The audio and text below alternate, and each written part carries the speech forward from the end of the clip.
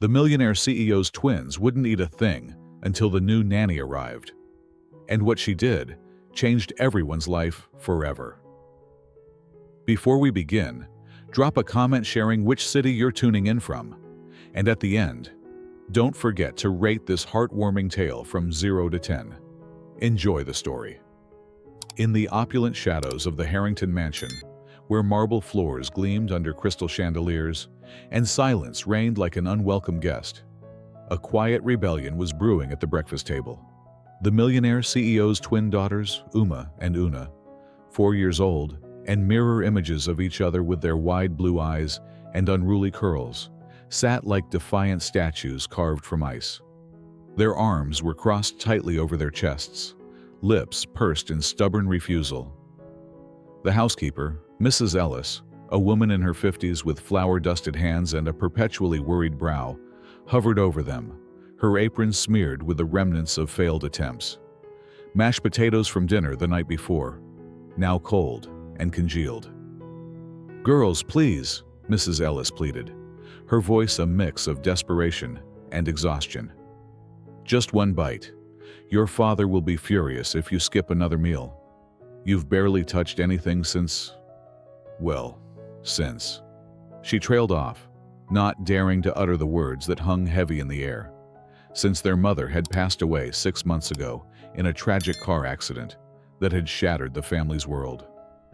The twins, once bubbly and insatiable at mealtimes, had withdrawn into shells of grief, their appetites vanishing along with their laughter. 7 nannies had come and gone in the ensuing chaos, each promising miracles, but delivering only more disappointment. Uma glanced at Una, her identical twin, and they shared a silent pact of resistance. Their eyes, half closed in feigned boredom, betrayed the deeper pain, a void that no amount of coaxing could fill. The kitchen, vast and sterile with its stainless steel appliances and granite countertops, felt more like a battlefield than a hearth. The morning sun filtered through tall windows, casting long shadows that seemed to mock the housekeeper's efforts. That's when the kitchen door swung open with a decisive creak, and in strode Rebecca Lawson. At 28, she was a vision of unpretentious vitality, blonde hair tied in a messy bun that threatened to unravel at any moment, faded jeans hugging her legs, and a pair of vibrant, glitter-speckled sneakers that screamed defiance against the mansion's muted elegance. Her smile was a beacon, bright and genuine, as if she carried her own sunlight within. She paused for a heartbeat, surveying the scene with keen, hazel eyes that sparkled with mischief. "Good morning," Rebecca announced, her voice cutting through the tension like a warm breeze. "I got here early. Traffic was a dream, and I'm absolutely starving. Got any coffee brewing?" She dumped her oversized bag on a nearby chair, oblivious, or perhaps indifferent to the housekeeper's wide-eyed stare. Mrs. Ellis blinked, adjusting her glasses, as if to confirm the apparition before her. You're the new nanny," she stammered, glancing at the twins, who remained unmoved, their icy facades intact. "First day on the job. Rebecca Lawson at your service," she replied with infectious enthusiasm, extending a hand adorned with a simple silver ring. Mrs. Ellis shook it hesitantly, her grip limp from surprise. The twins, however, stayed frozen, like wary guardians of their own sorrow. Rebecca didn't seem fazed. Instead, she leaned in conspiratorially toward Mrs. Ellis. "What's the story here? They look like they've declared war on breakfast." The housekeeper leaned closer, whispering urgently, "They haven't eaten a thing since yesterday. Mr. Harrington, he's the CEO, you know, of Harrington Enterprises. He'll lose his mind if they miss another meal. The poor dears have been like this ever since their mother." Rebecca's expression softened for a fleeting moment, a flicker of empathy crossing her features, but she quickly masked it with determination. She straightened up, placing her hands on her hips in a stance that radiated confidence. "All right then, leave it to me. I've got this." Without waiting for permission, Rebecca marched to the enormous refrigerator as if it were her own, flinging open the doors with flair. She rummaged inside, pulling out eggs, milk, a bag of flour, and a tub of whipped cream that she eyed critically before setting it aside. Expired? We'll skip that, she muttered to herself. The kitchen soon transformed under her command. Counters cluttered with bowls and utensils, the air thickening with the promise of something sweet and comforting. Minutes ticked by, and the scent of sizzling batter began to waft through the room, mingling with an unexpected addition: music. Rebecca had propped her phone on the counter, blasting upbeat tunes from a classic rock playlist. The Beatles' Twist and Shout filled the space, its rhythm infectious and utterly out of place in the mansion's solemn atmosphere.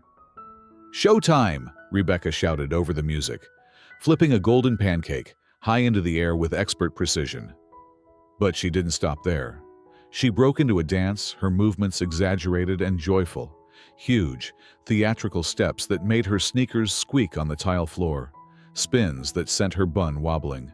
And then, in a crowning absurdity, she tucked frying pans under her arms like makeshift castanets, clanging them in time with the beat. The twins, who had been steadfast in their rebellion, finally stirred.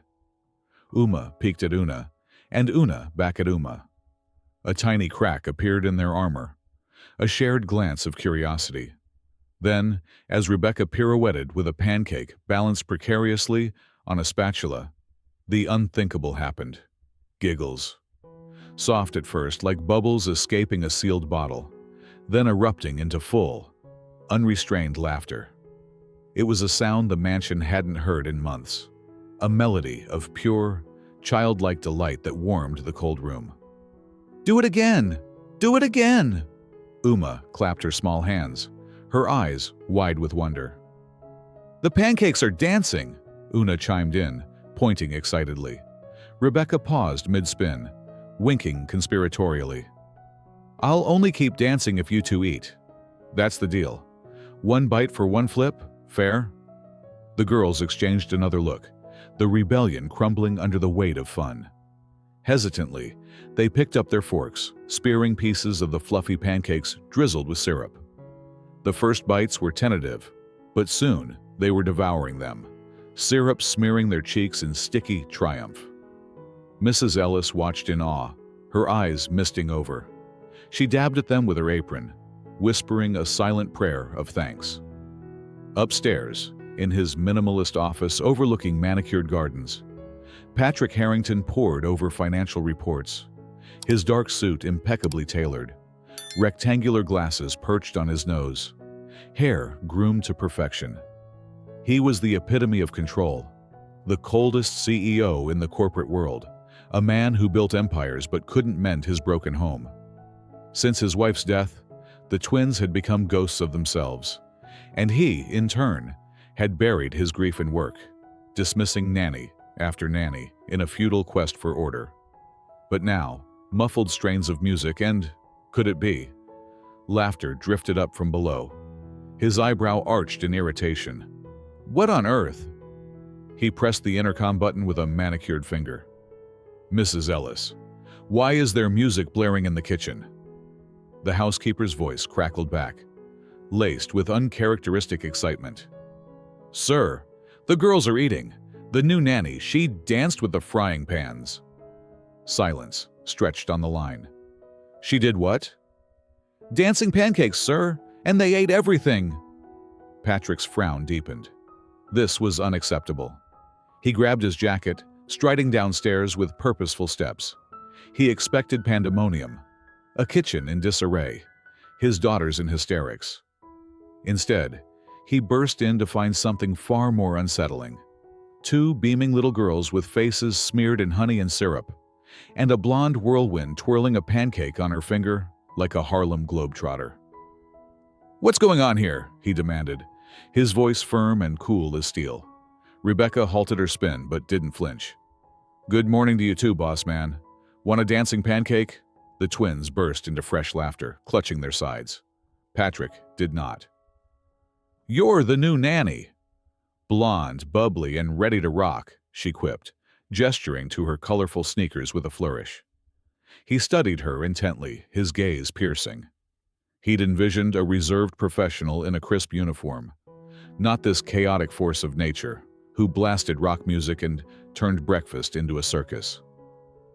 "I require discipline, responsibility, and above all silence," he stated flatly. "Great," she shot back with a cheeky grin. "I require coffee, respect for pancakes, and that no one dies of boredom before lunch." The twins choked on their giggles, their eyes darting between the adults. Patrick felt a rare flicker of something. Annoyance, yes, but also intrigue. He had no time for this defiance. Turning on his heel, he climbed the stairs. But at the landing, he cast one last glance downward. His daughters were smiling, truly smiling, for the first time in what felt like an eternity. And that, he had to admit, was something new, something dangerous, something that just might upend his carefully controlled world. The dawn of Rebecca's second day at the Harrington mansion broke with a promise of upheaval, the early light slipping through the kitchen windows like a tentative intruder. Patrick had retreated to his office the previous evening, the echo of his daughter's laughter lingering in his mind like an uninvited melody. He tried to bury it under stacks of reports, but sleep had come fitfully, haunted by the image of those syrup-smeared smiles. Downstairs, however, the kitchen was already alive with transformation. As the clock struck 7, strains of "Here Comes the Sun" floated from Rebecca's phone, the Beatles' optimistic chords banishing the mansion's habitual hush. She bustled about in a borrowed pink apron, her blonde bun slightly askew, turning the sterile space into a haven of warmth and whimsy. "Today is a magical breakfast day," Rebecca declared with theatrical flair, her voice cutting through the music like a conductor's baton. Uma and Una, still clad in their unicorn pajamas, soft flannel adorned with sparkling horns and rainbows, perched on their stools, eyes wide with anticipation. Gone were the ice sculptures of yesterday.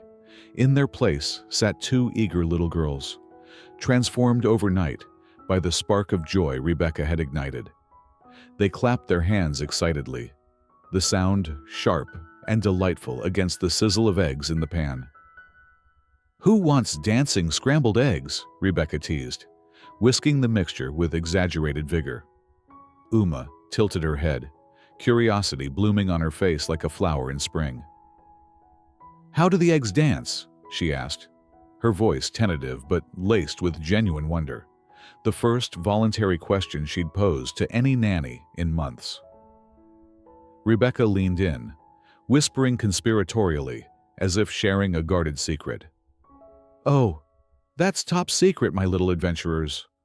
But I'll tell just you two. We add a pinch of love seasoning, stir it all to the rhythm of the music, and voila, dancing eggs." She demonstrated with a flourish, swirling the pan in time with the beat, the eggs fluffing up golden and inviting. Mrs. Ellis, watching from the pantry door with a steaming cup of coffee in hand, couldn't suppress a smile. In her 40 years of service to the Harrington family, she had never witnessed such excitement at mealtime. The twins dove in, forks clinking against plates, their laughter mingling with the music in a symphony of revival. By mid-morning, the energy had spilled into the living room, where Rebecca had orchestrated a fortress of pillows and blankets, transforming the pristine space into a whimsical castle from a child's fairy tale. The curtains draped like secret caves, and she sat cross-legged in the center, a worn storybook in her lap, modulating her voice for each character. A gruff dragon, a clever princess, a bumbling knight.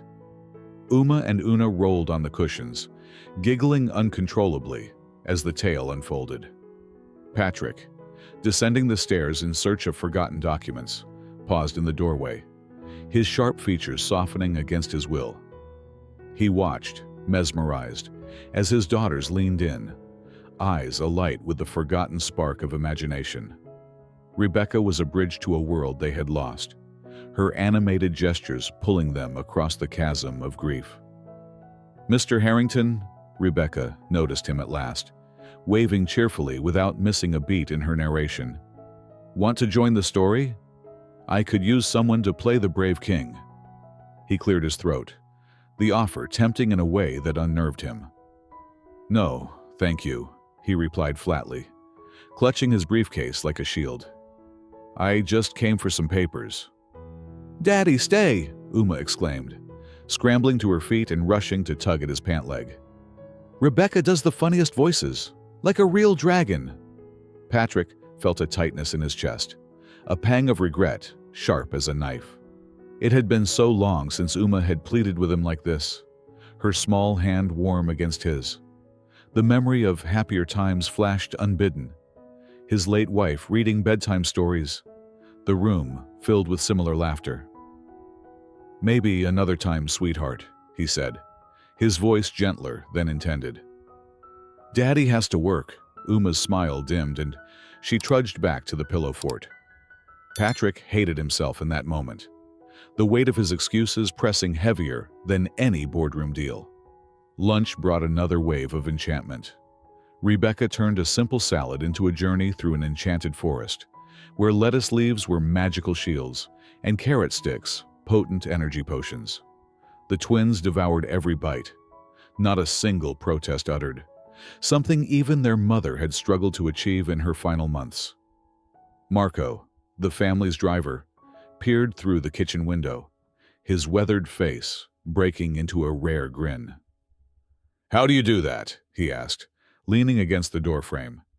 "Make them smile like that, eat without a fight? They seem like normal kids again." Rebecca paused, wiping vinaigrette from Una's chin with a napkin. "They are normal kids, Marco," she replied softly, her eyes meeting his with quiet conviction. "They just needed someone to remind them, and maybe remind the whole house, that life can still be fun." As the afternoon waned, the staff gathered in the kitchen for the first time in months, an impromptu council drawn by the aroma of fresh coffee and the lingering buzz of change.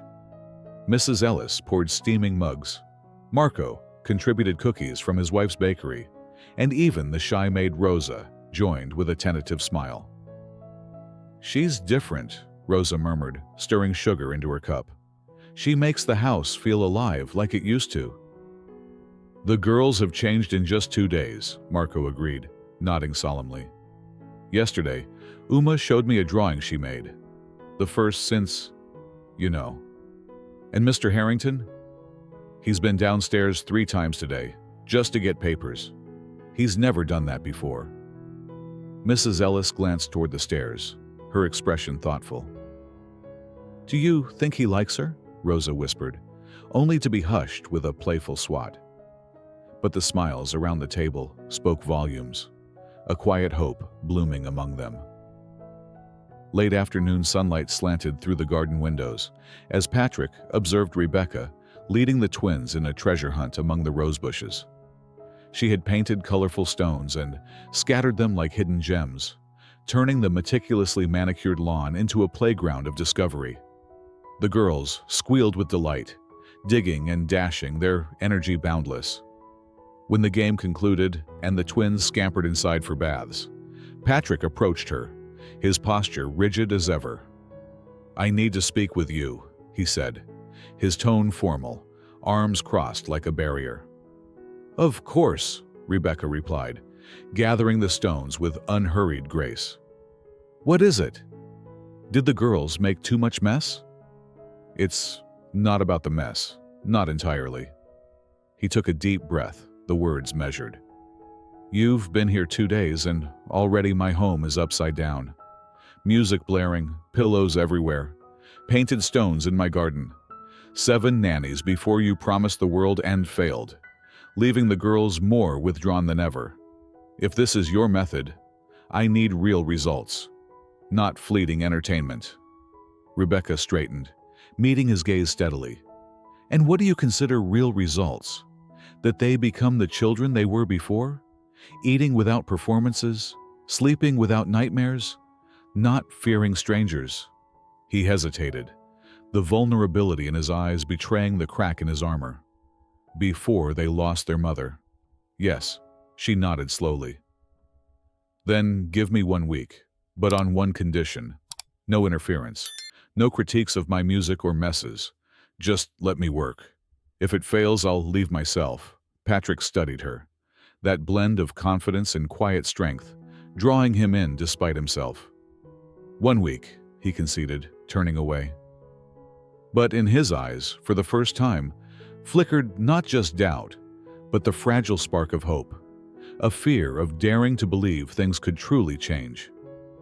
As the week of trial commenced, an unusual hush enveloped the Harrington mansion on Saturday morning, a stark contrast to the lively rhythms Rebecca had introduced.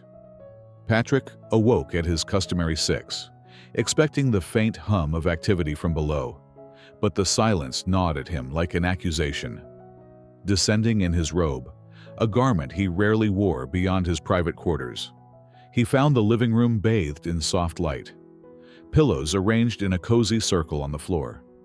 There sat Rebecca, still in her pajamas, a simple tank top and shorts, flanked by Uma and Una, who mirrored her casual attire. She held a colorful book open on her lap, her voice weaving magic through the air as she read aloud, shifting tones for each character with effortless charm. "Good morning, boss," Rebecca greeted without glancing up, her focus on the page. "You're just in time for the tale of the princess who saved her kingdom with math, adding up spells and subtracting dragons." "Daddy!" Uma leapt up, wrapping her arms around his legs with unbridled enthusiasm. "Rebecca's reading the best story ever." "It's about a princess who builds castles with numbers," Una added, waving excitedly from her spot. Patrick surveyed the scene. The room tidy, yet inviting. A tray of cut fruit in the center, like an offering of peace. "It's Saturday," he muttered, as if the day itself explained his disorientation. "Exactly," Rebecca replied, snapping the book shut with a grin. "Saturdays are special. No rush, no schedules, no suits." She eyed his robe appraisingly. "Though you're already halfway there." "Daddy, can you stay with us today?" Uma pleaded, her grip tightening. "No work, just play." The question struck Patrick like a sudden gust, stirring memories of lazy weekends, long buried under grief and ambition. When had he last spent an entire day with his daughters, free from the tyranny of emails and meetings? "I have a few documents to review," he hedged, but Rebecca interjected with mock horror. "Oh, please, it's Saturday. Documents are forbidden." She stood, hands on hips, her tone serious yet playful. "Universal law. Article 1. No work when two beautiful girls demand attention. Article 2. Pajamas are the uniform. Article 3. Fun is mandatory." The twins giggled, their eyes sparkling. "I don't wear pajamas during the day," Patrick protested, discomfort rising. "Perfect! Today's your debut," Rebecca clapped. Una, launch Operation Daddy in Pajamas." Before he could object, the girls seized his hands, tugging him upstairs with peals of laughter.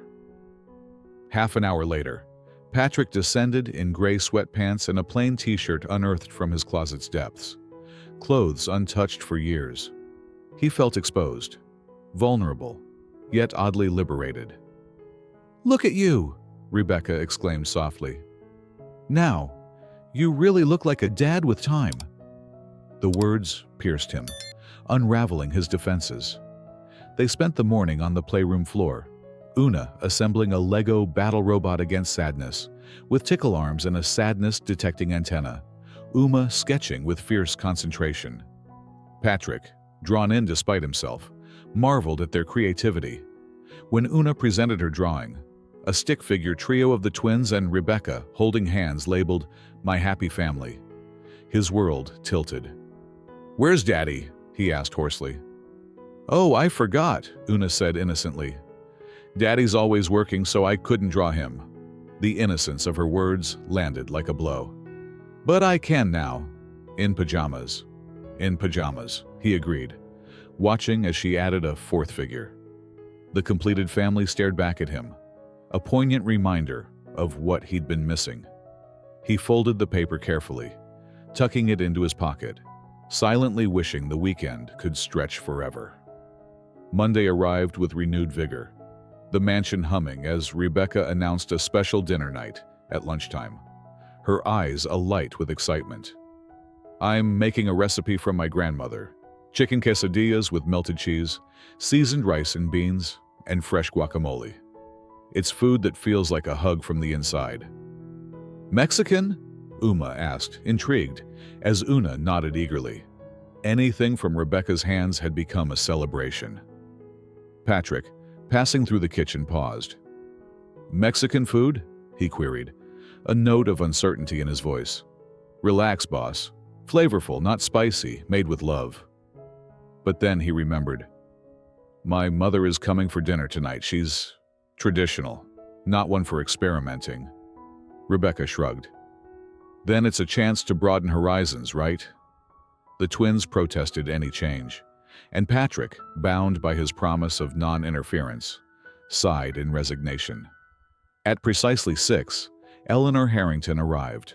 Tall, elegant at 72, her gray hair in a flawless bun, navy suit impeccable. "Henry, dear," she said, kissing his cheek. "Wait. No," Patrick corrected himself inwardly. She always called him by his full name, a habit from his childhood. "How are my granddaughters?" "Better than ever, Mother. The new nanny's exceptional." "Oh? From which agency?" Eleanor probed, her eyebrow arching. "Referred by Dr. Martinez. Modern approach."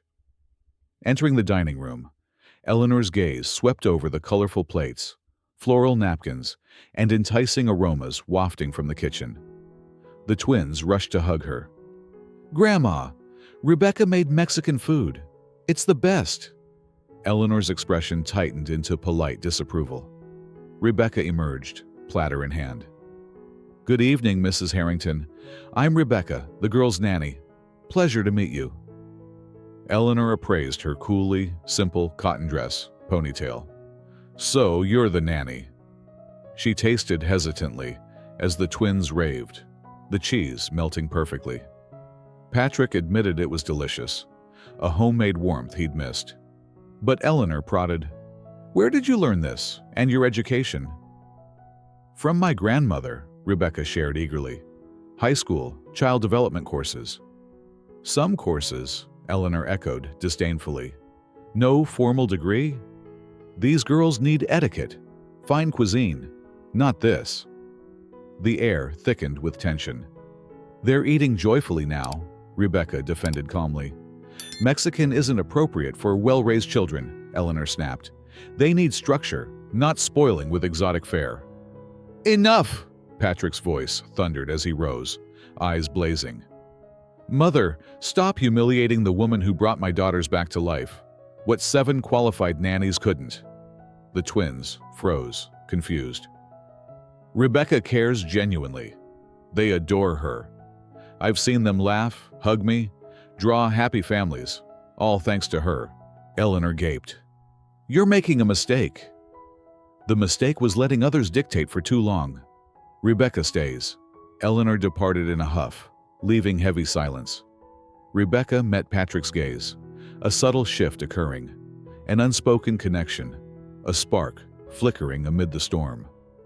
As the evening wound down, Patrick felt the walls of his heart cracking further, unaware how this confrontation would propel them toward deeper revelations.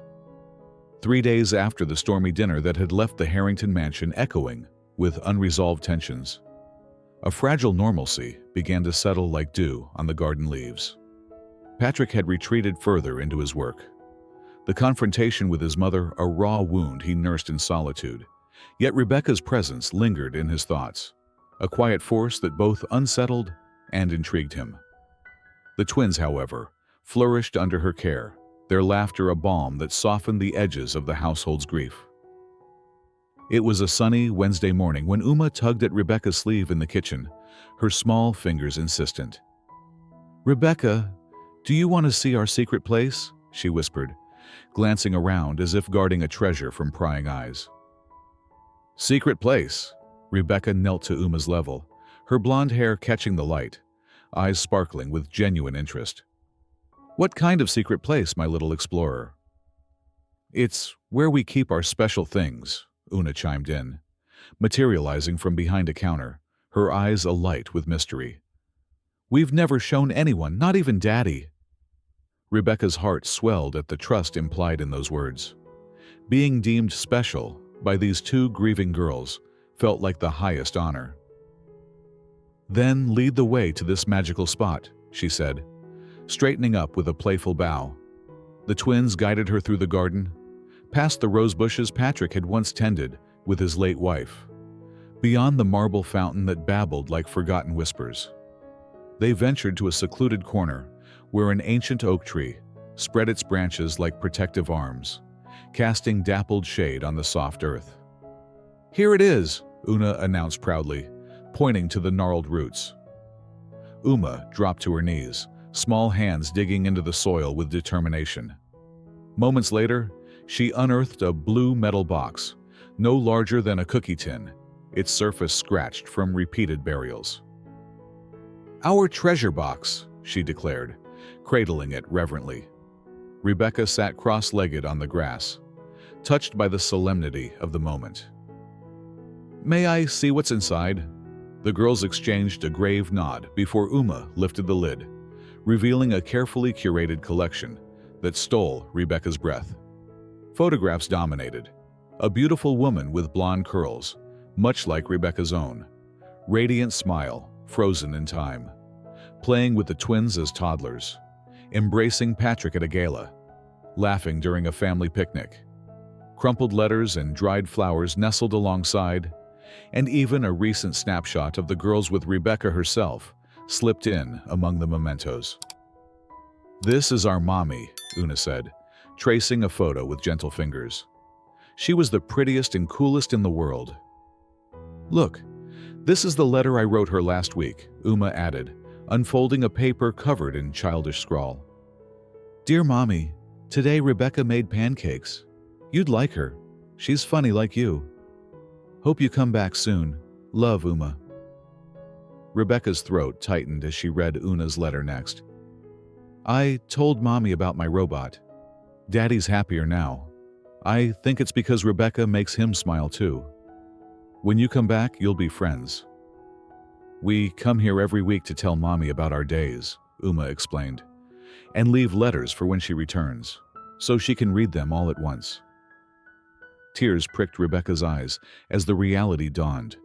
These children clung to a fantasy of their mother's return, as if heaven were merely a temporary visit.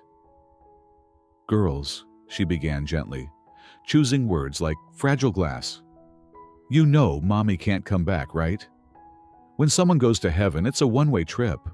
But she's always here, in your hearts, in the love you feel, in your beautiful smiles that look just like hers."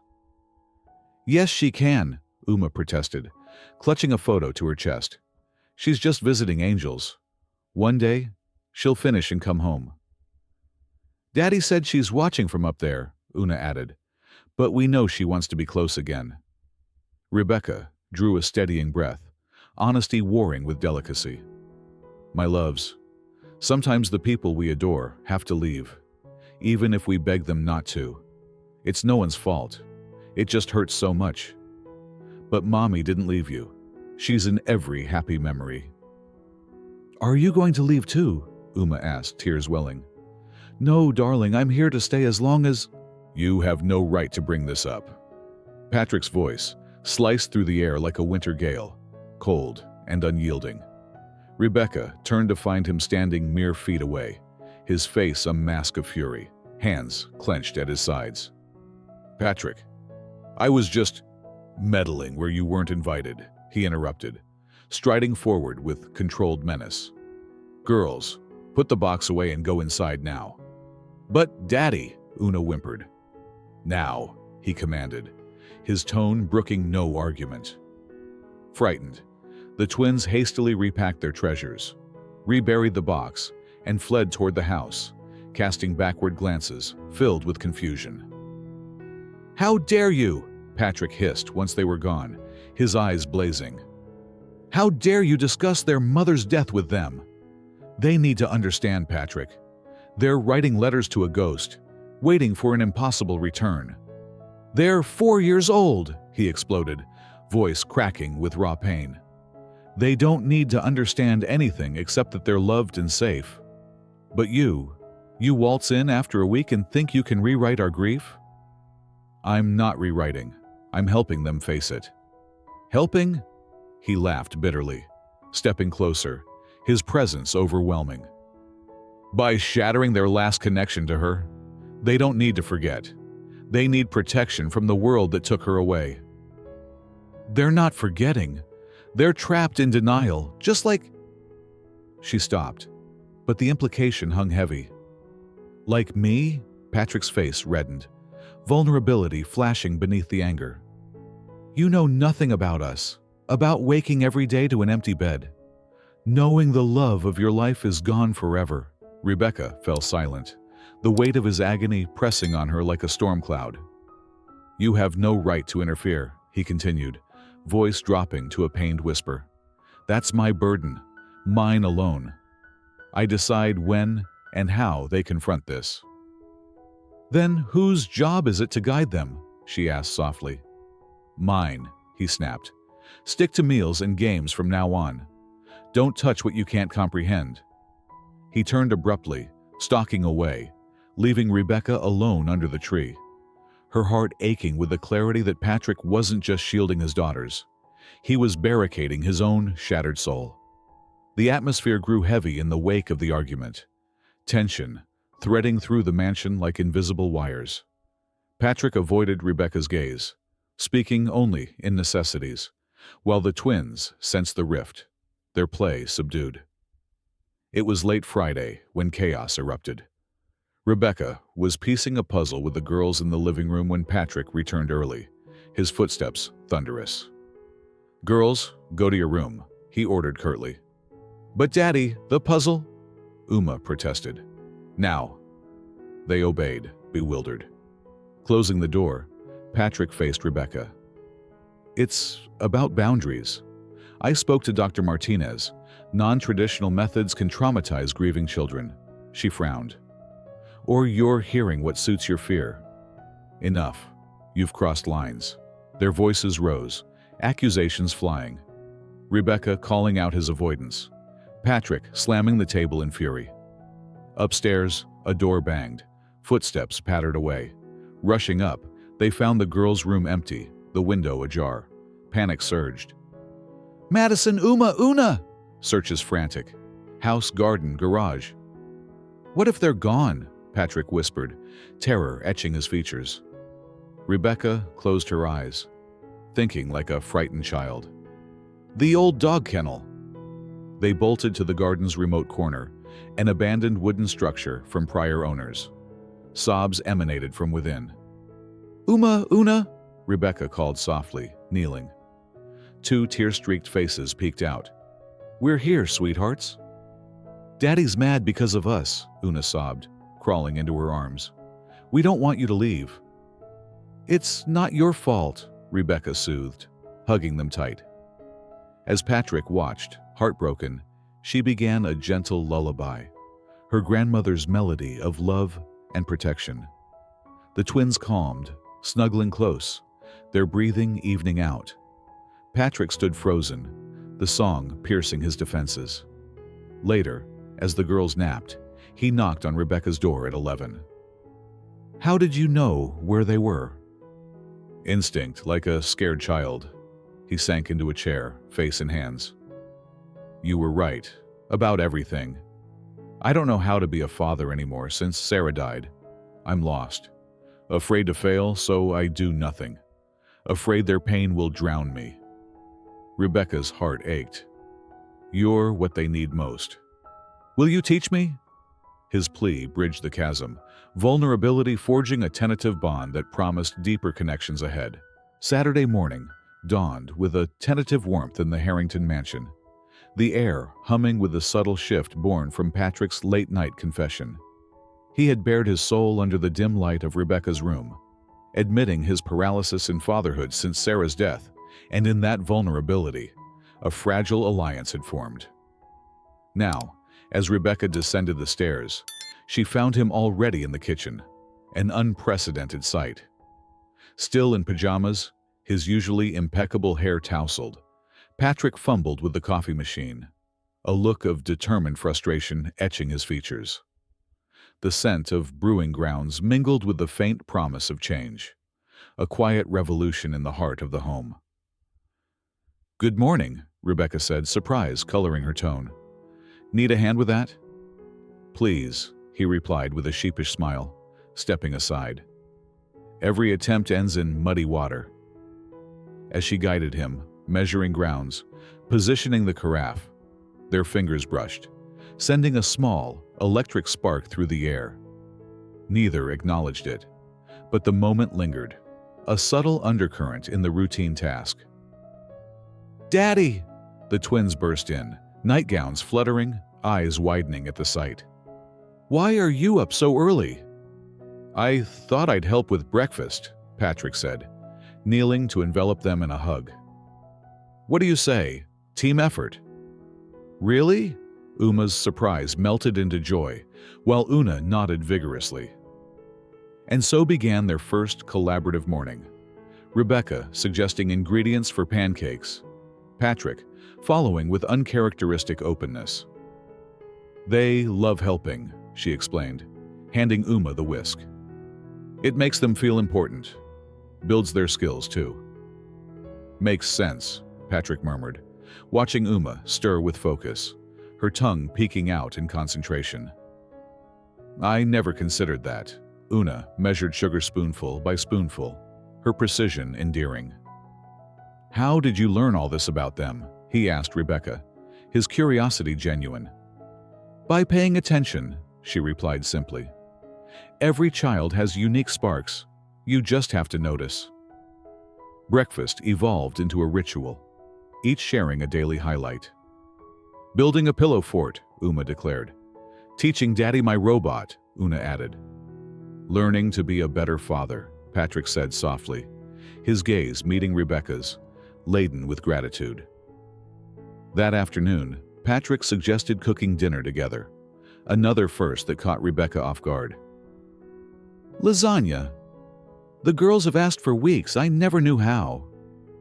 "It's easy," she assured, "and they can grate the cheese."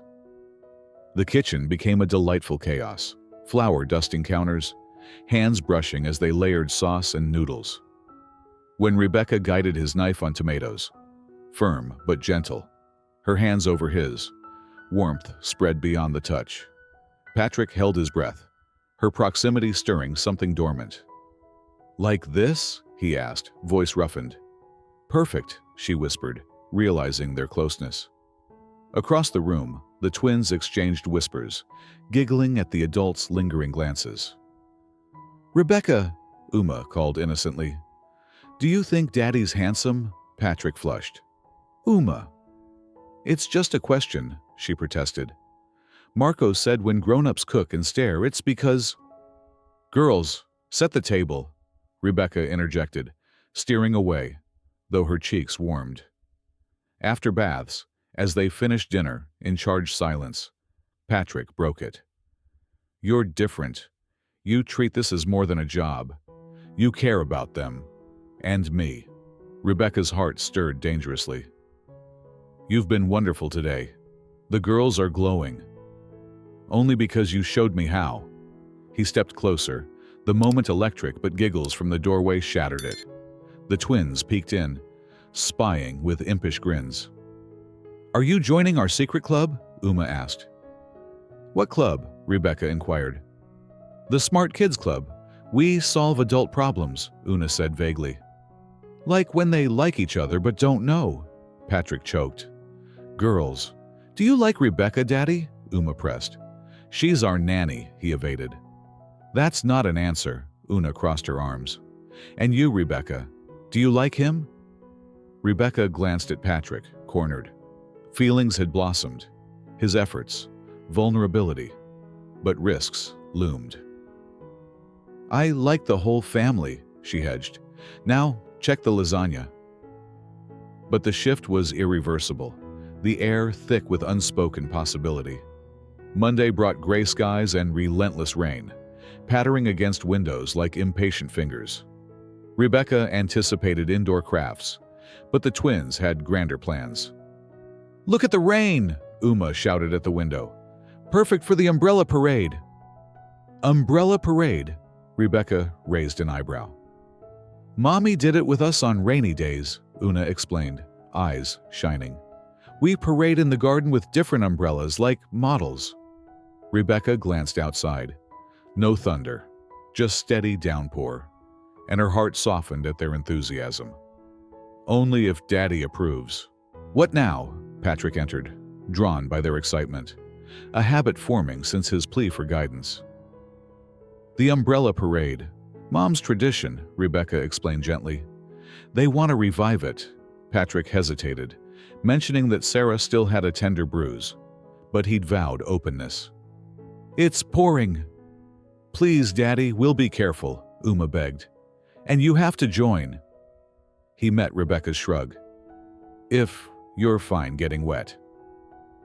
Half an hour later, raincoats donned. They gathered at the door, twins with colorful umbrellas, pink unicorns for Uma, blue stars for Una, Patrick with a plain black one. "Now parade like famous people," Uma instructed, strutting dramatically. Rebecca laughed, grabbing a red umbrella. "Like a fashion show in the rain," they ventured out, rain a refreshing cascade. The twins led, twirling and posing on the stone path, squealing joyfully. Patrick watched, the freedom infectious, his usual reserve dissolving in the downpour. "Your turn, Daddy." He attempted a strut, awkward yet endearing, drawing laughter. "You look like a dancing robot," Rebecca teased. "Oh yeah? Show me how, expert," she obliged, gliding playfully, umbrella spinning. The game escalated, turns filled with hilarity, until Patrick attempted a fancy twirl, feet slipping on slick grass. He flailed, grabbing Rebecca instinctively. They tumbled, he cushioning her fall, faces inches apart under the relentless rain. "Are you okay?" he whispered, scanning her face, heart pounding. "Fine," she breathed, atop his chest, their rhythms syncing. Rain softened to a romantic veil, her wet hair curtaining them. Neither knew who moved first. The kiss was tentative at first, lips cold but igniting warmth, deepening with pent-up passion. Patrick's hand cupped her face, the world vanishing in that stolen moment. "Daddy! Rebecca!" The twins' shouts pierced the bubble, racing toward them. Patrick pulled away abruptly, shoving upright. "We're fine, just slipped," he said coldly, avoiding her eyes. "Inside, girls, you'll catch a cold," the twins obeyed, chattering ahead. Patrick and Rebecca followed in silence, tension now a chasm. In his office later, he summoned her. "That was a mistake," he stated flatly, back to the window. "It can't happen. But you're the nanny, my employee. Lines exist for a reason." His words cut deep, fear masking regret. Rebecca's eyes stung. "If that's what you want." She exited, legs unsteady. Unaware, Patrick pressed his forehead to the glass, battling the urge to chase her. But cowardice won. The following days were agony. Patrick distant, polite yet icy. The twins noticed.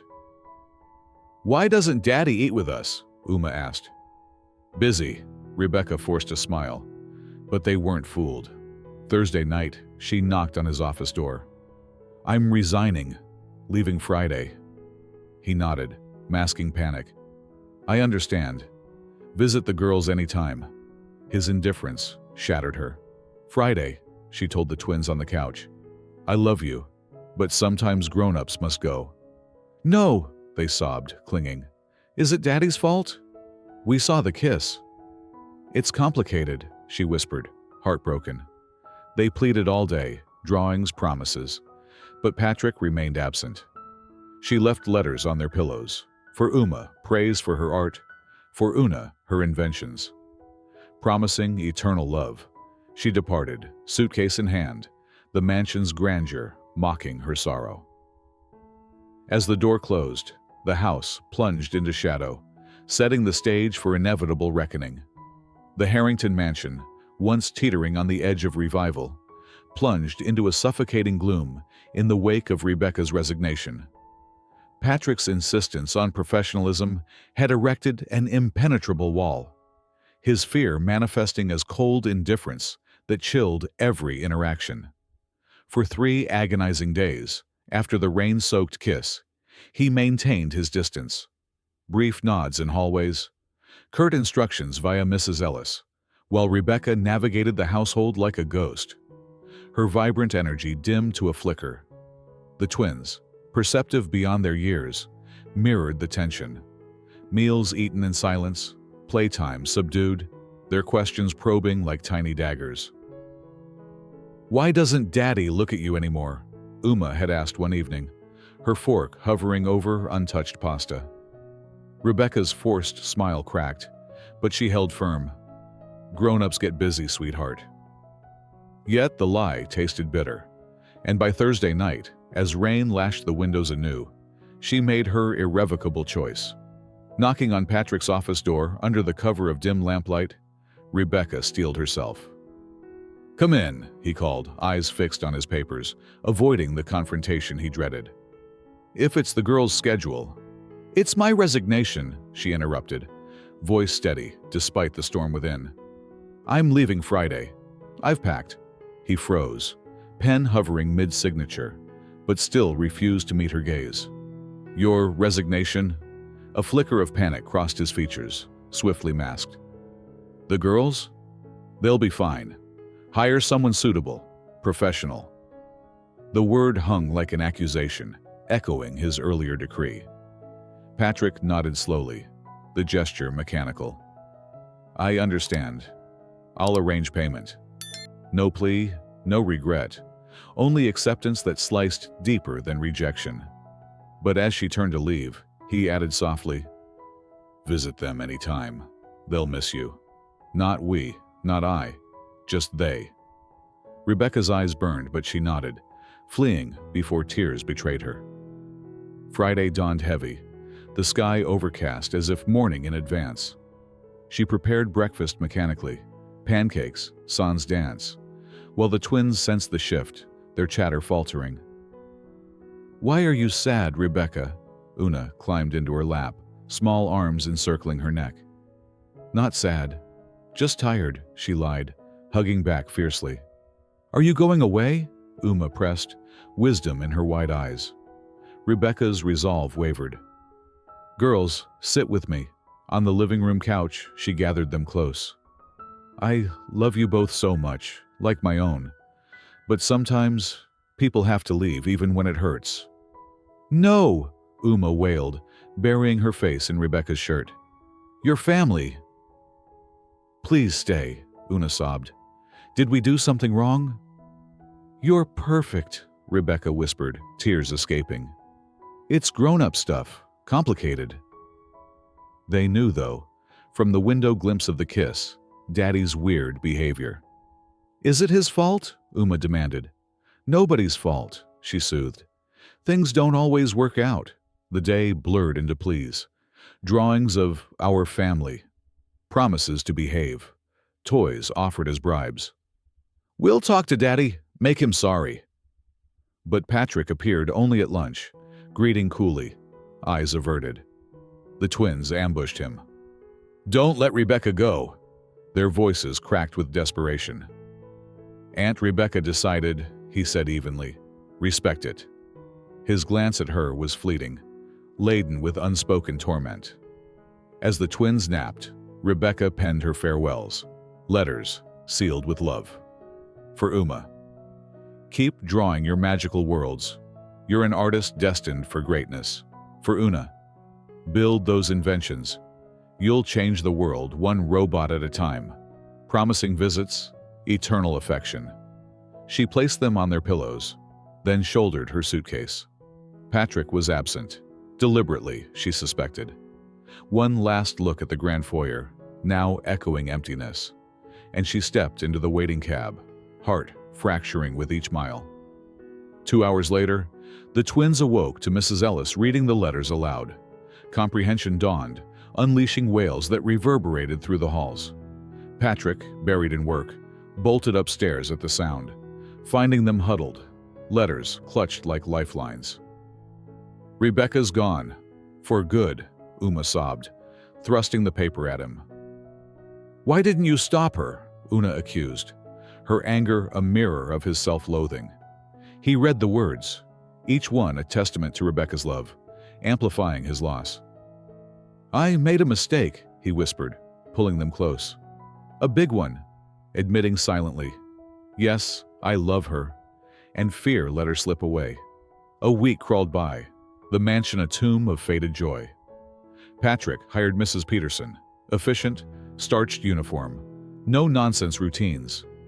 She never burned food, left no messes, sang no songs. On paper, ideal. To the twins, detestable. "She doesn't do voices and stories," Uma complained over perfect eggs. "No kitchen help," Una added, poking listlessly. Patrick observed their waning appetites, subdued play, constant queries. "When's Rebecca visiting?" The void gnawed at him too, waking to absent smiles, sleeping to echoes of her laugh. Monday's breakfast brought a reminder. "Daddy, our dance recital's today." His heart lurched. He'd forgotten amid the haze. "Of course, excited to see you shine." But Uma's eyes dimmed. Rebecca promised to come.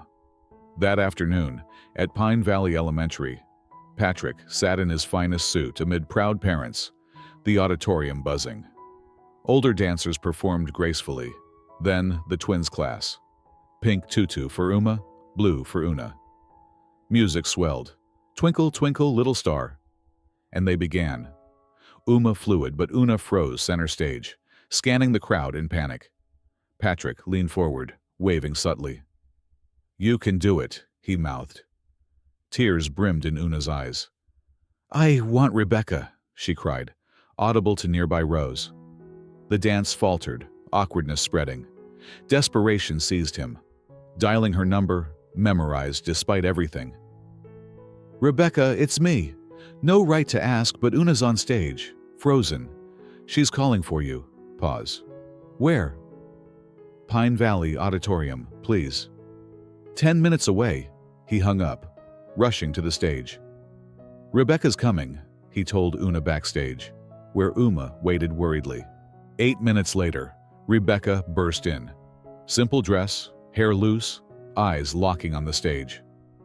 Una spotted her, face illuminating. "Rebecca!" She ran into open arms. "I'm here. Sorry I'm late," Rebecca whispered, kneeling. "Couldn't dance without you?" Una nodded. Rebecca adjusted their tutus. "You're beautiful, ready to shine." The teacher restarted, with Rebecca in the front row.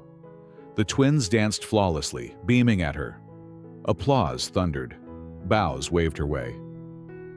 In the courtyard post-recital, Patrick approached as families mingled. "Girls, jackets? I need to talk to Rebecca."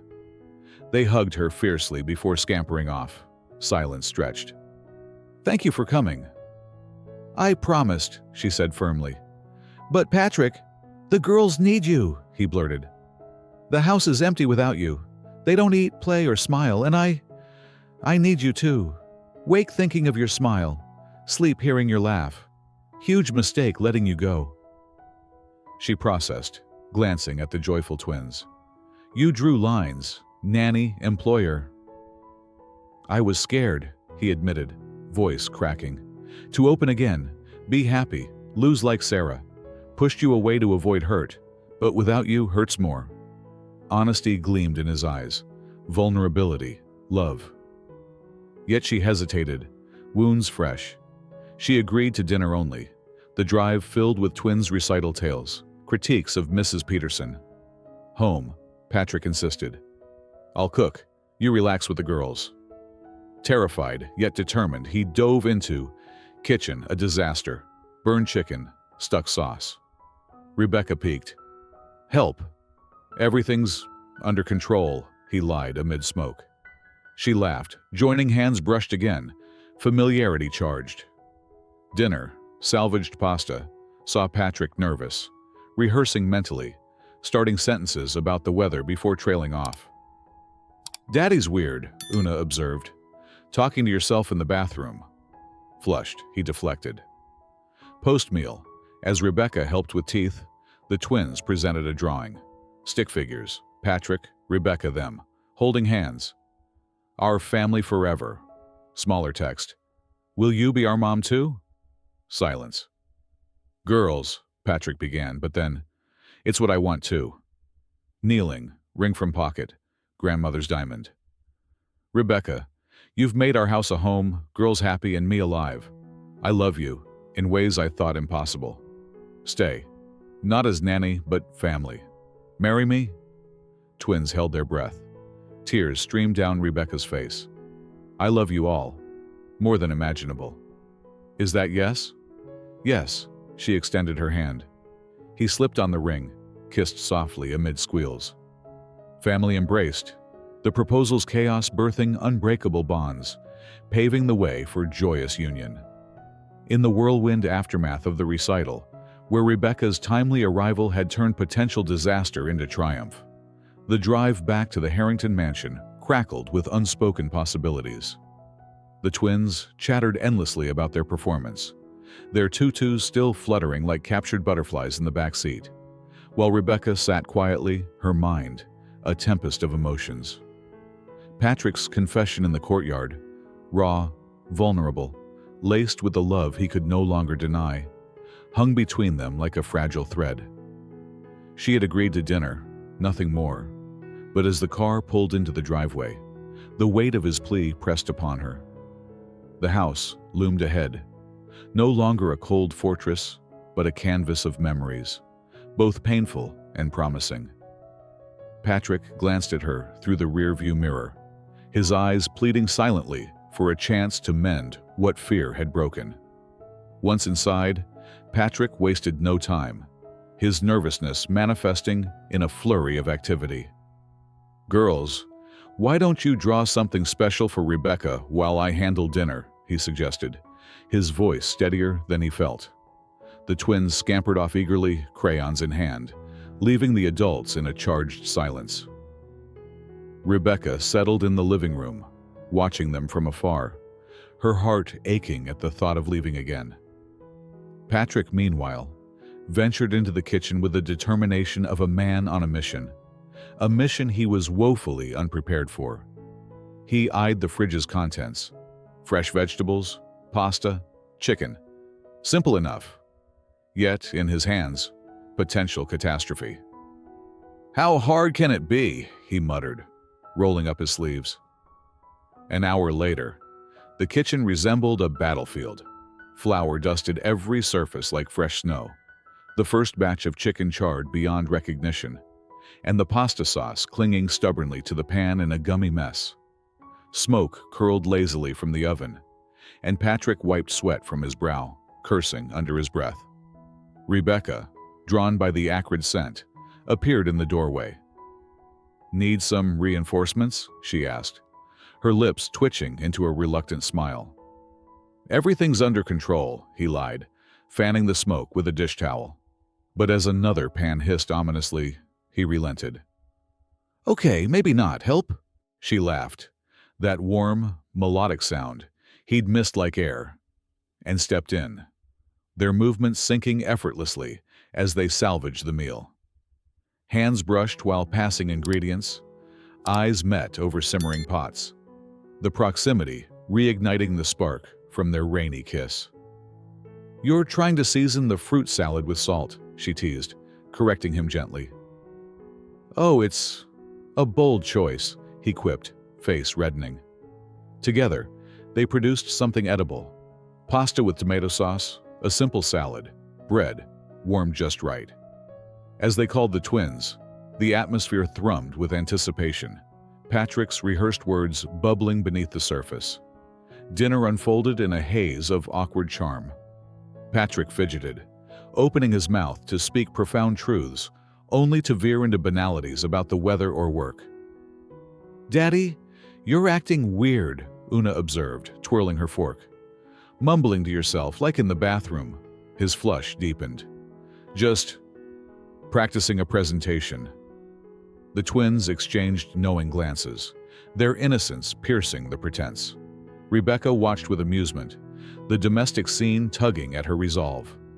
After the meal, as Rebecca helped the girls brush their teeth, giggling over foamy toothpaste, the twins vanished briefly, returning with something hidden behind their backs.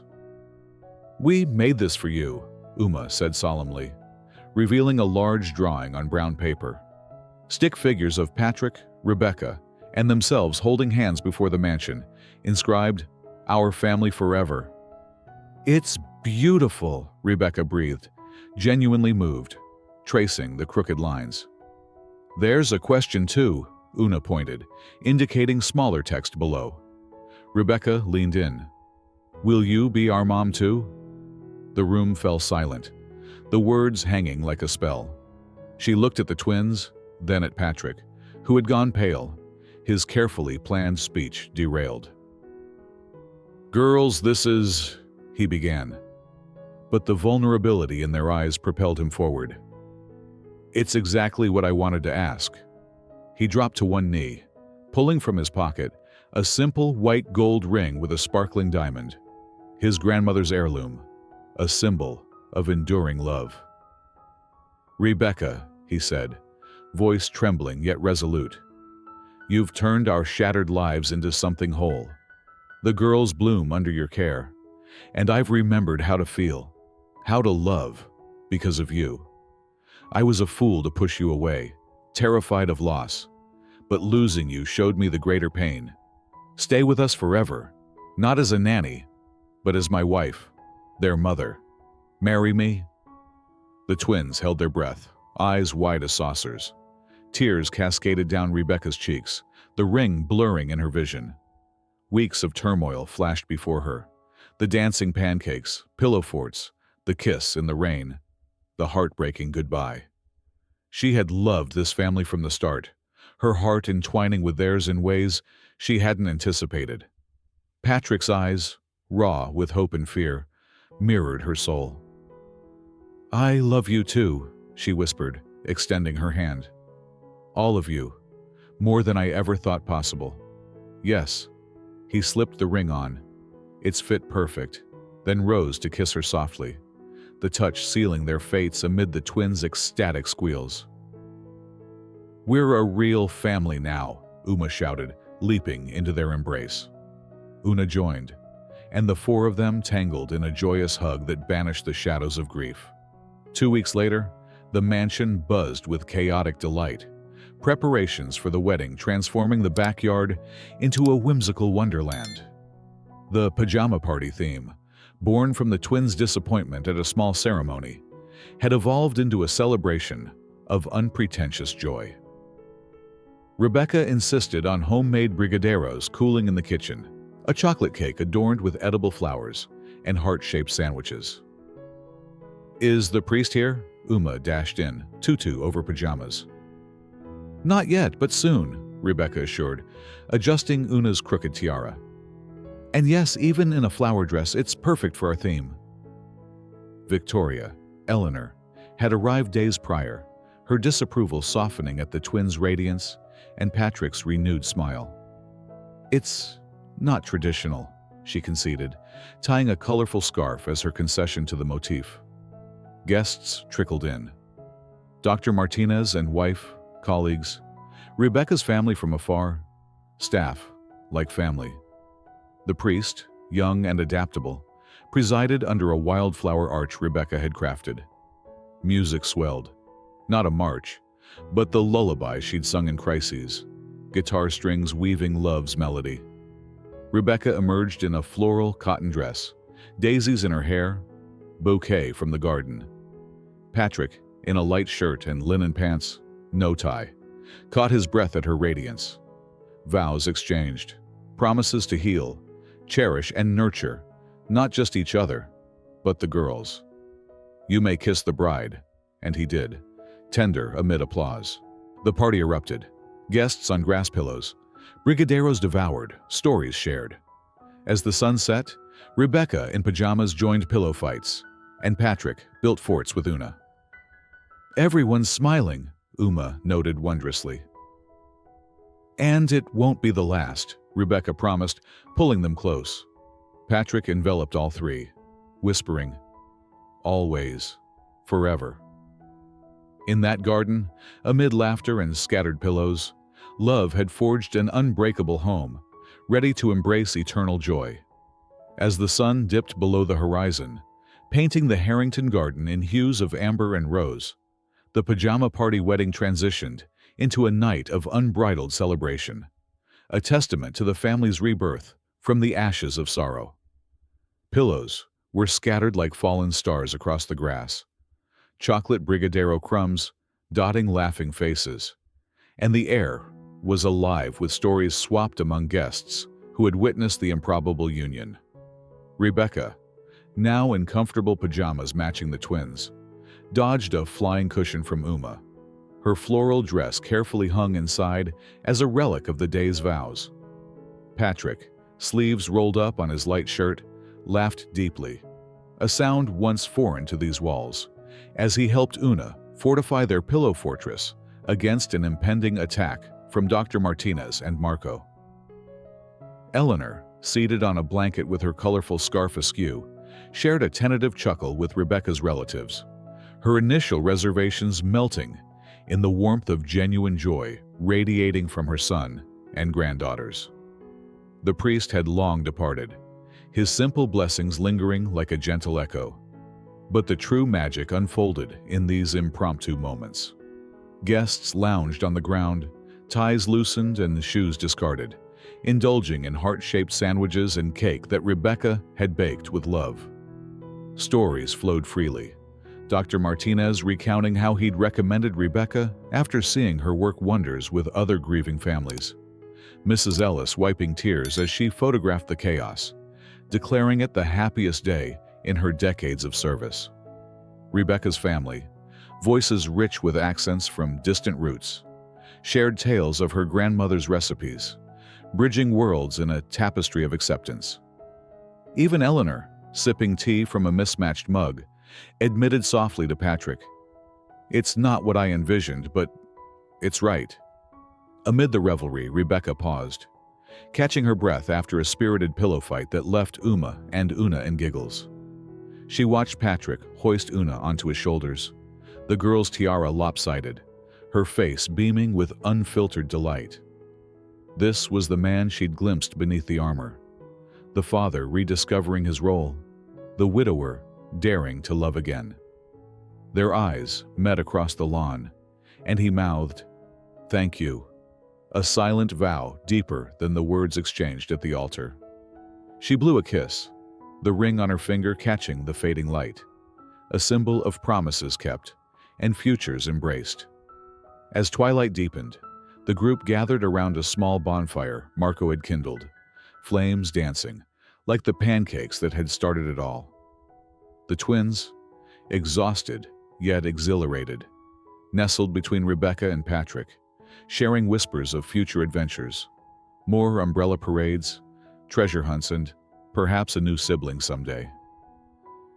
"This is the first time everyone's smiling at once," Una murmured, gazing at the circle, Eleanor chatting animatedly, staff mingling as equals, guests toasting with makeshift cups.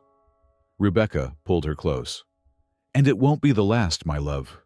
From today, our home will overflow with smiles, dancing eggs, story forts, and all the magic we can muster." "Promise?" Uma yawned, eyelids heavy. "Promise," Patrick affirmed, wrapping an arm around them all. "Always and forever."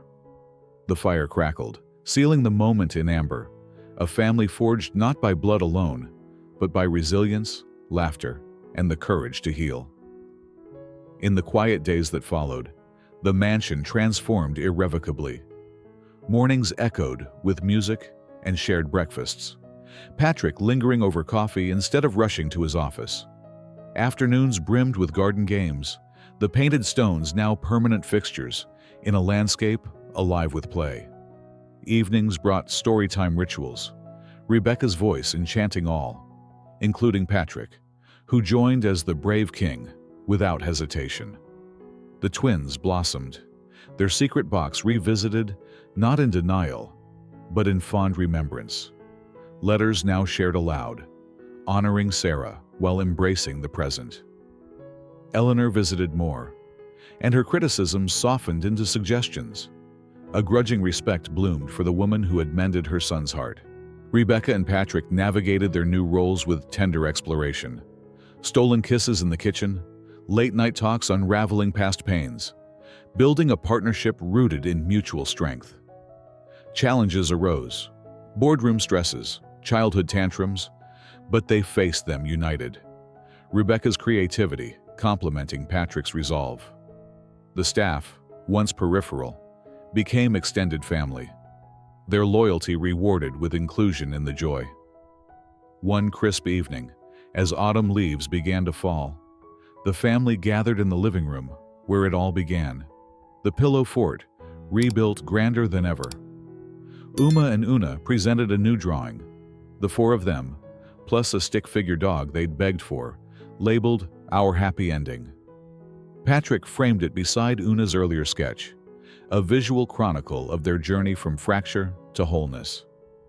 Reflecting on it all, Rebecca nestled against Patrick, the twins asleep in their laps. "Who knew dancing pancakes could lead to this?" He kissed her forehead. "I did. From the moment you flipped that first one, you've changed everything."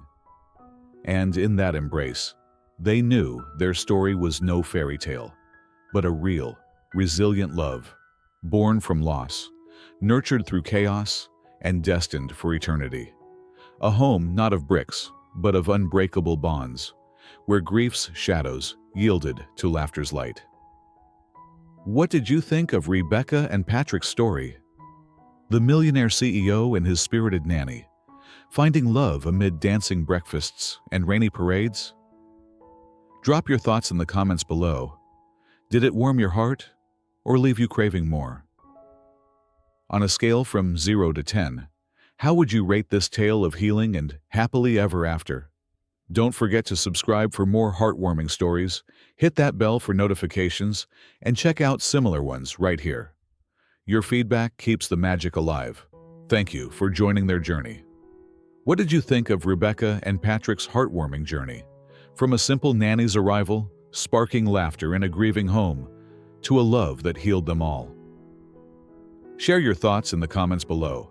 Did it inspire you to embrace joy in unexpected ways, or remind you of your own stories of second chances?